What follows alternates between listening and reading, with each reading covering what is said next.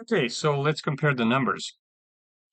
I did a hypothetical comparison of both policies, and as you will see in the kind of a really high level snapshot of the ledger, the Allianz policy would, under current assumptions, I'm actually using an apples to apples comparison, so I'm using the same parameters on both sides. The Allianz policy would most probably lapse at age 78, which obviously is not a good thing.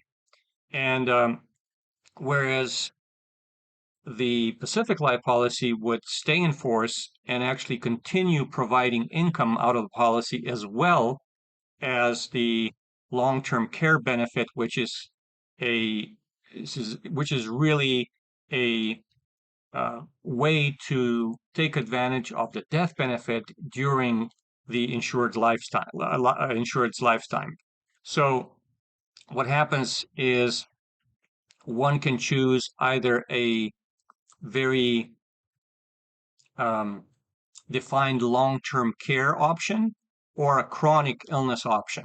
They both work similarly. There's a couple of differences which may make sense to discuss, but one or the other option is actually great because it covers for the same needs.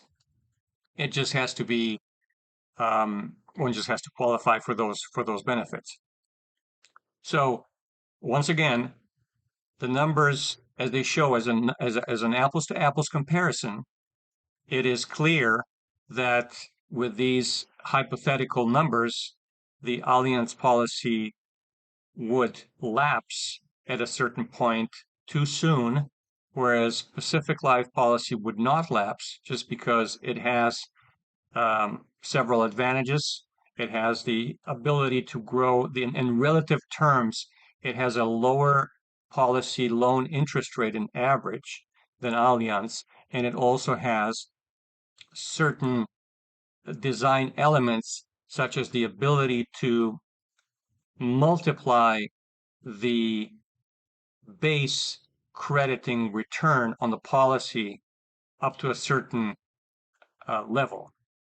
With and in average, when we look at the average performance of the market of the S&P, and if we apply it historically on both sides, the Pacific Life policy has the ability to do better in cash accumulation, which is key in keeping the policy alive.